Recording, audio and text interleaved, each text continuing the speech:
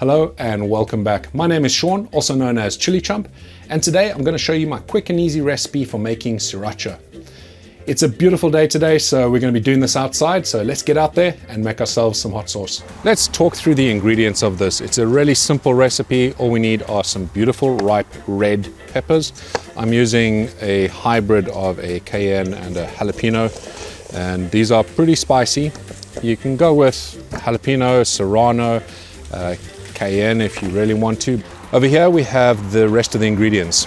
This is muscovado sugar. It is an unprocessed sugar. It's got a very rich kind of taste, not as sweet as normal refined sugar, and that's a tablespoon.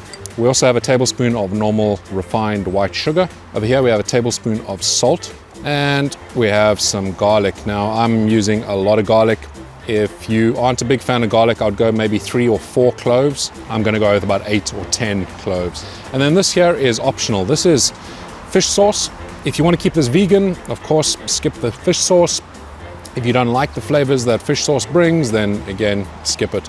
But I feel that this adds a really nice umami flavor to this, especially because we're not actually fermenting these. Lastly, we need some vinegar. Here we have 250 milliliters of white wine vinegar. I wouldn't go with something too harsh like a distilled vinegar. Try and get something a little sweeter than that, but still with a decent amount of acetic acid. This has 5% acetic acid. And then we're going to need some water, about 200 milliliters, which I'll measure out in just a little while. Peppers, we go with about 400 grams, which is around about a pound of peppers, and that'll be perfect for this recipe. I'm going to be blending these peppers up, so I'm going to use my trusty Ninja blender. Whatever you have, as long as you can blend it quite fine, but any old blender should do the job. You can see I've left a few of the end bits here on. Don't worry about that too much, won't be a problem.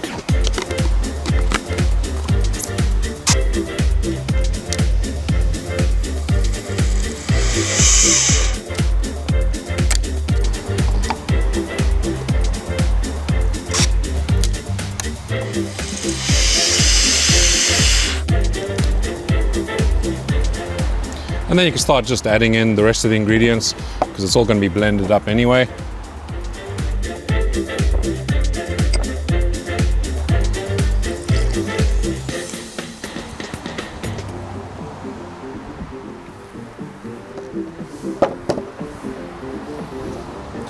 This is just going to make a big old mess now. I need a bigger blender.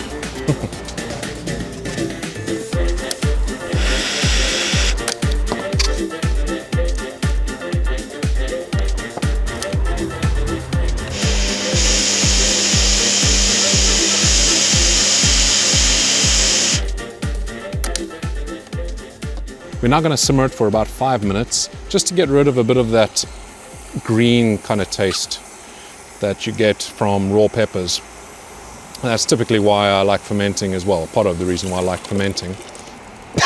Oh wow, that's got a bit of heat. But we're just going to let that simmer for a bit and it will get rid of that green taste.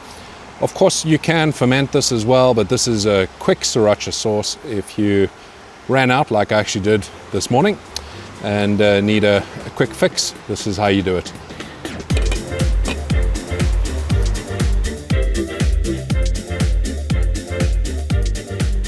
Once this has cooled down a little bit, we can take a look in there. We can see that it is still quite separated. It's perfectly fine to use at this point actually, but it will separate. The vinegar and the water is going to sit on top while the chilies are going to sink to the bottom, but give it a bit of a shake and you'll be just fine. But we want to make this look much nicer than this.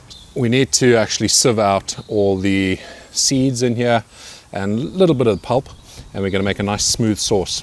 It'll still separate at that stage, but what we can do is we can add some xanthan gum to thicken it up. For this amount, I would add probably about 1/8 of a teaspoon of xanthan gum.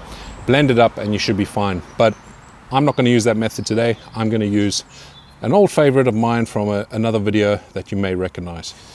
We are going to be using my Stirplate. This is my homemade Stirplate I made, must be a couple of years now. And basically this will help emulsify the sauce without having to add xanthan gum. So it'll really mix it up nicely. You'll still get separation at the end, but it won't happen as quickly as what it would without doing this. So let's first sieve out the sauce and make sure we just have the liquid going in here, and we'll start the process off. If you don't have a food mill like I do, then you can use just a plain old sieve, pour your sauce in there and use a spoon to just keep rubbing it up against the sieve. But I do have a food mill, so we will be using that today. I'm using a bigger hole over here. There is one that's a little bit smaller than this. I think this is 3 millimeters, and that'll be perfectly fine because I just want to remove the seeds. I still want some of the actual pepper to come through as well. I want it to be a little bit chunky. So all we do is pour that straight into there.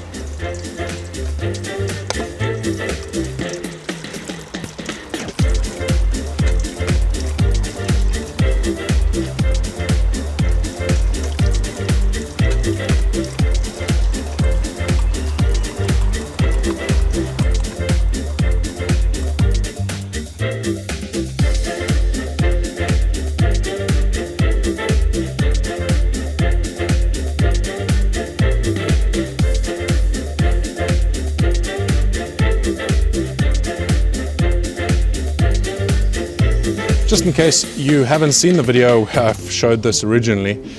I will link it up above as well, but essentially a Stirplate is just a magnet down the bottom here. So all I need to do is drop the magnetized little stir bar into there, get it to sit over the magnets that are down there, and essentially I just need to get this spinning. And you'll see that we'll just start agitating and stirring from within. And after about a day or two, we should have a pretty good mix.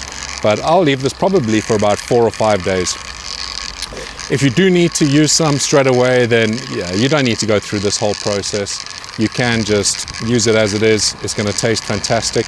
Or like I mentioned before, you can use some xanthan gum. Now, I would recommend if you are going to do this, I would cover over the top with some plastic and a rubber band, and that just keeps stuff out of there.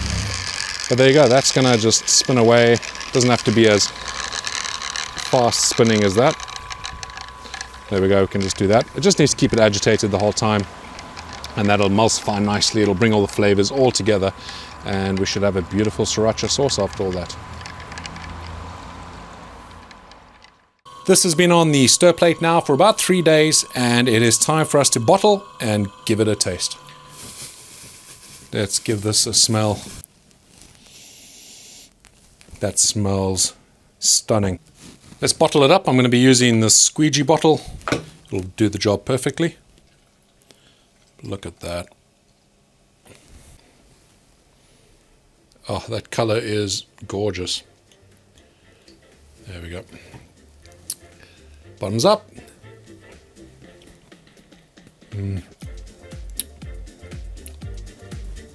It's beautiful. It really is a good taste.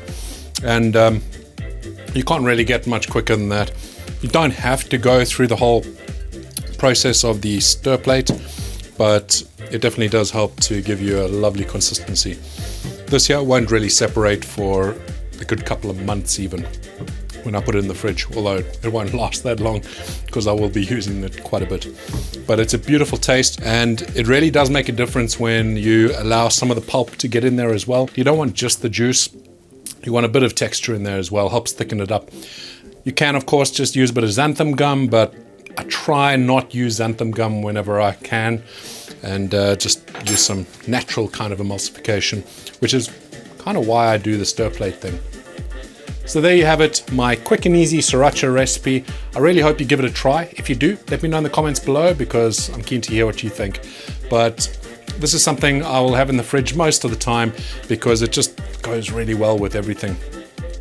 Thank you so much for watching. I look forward to seeing you on the next video. And until then, stay safe and stay spicy.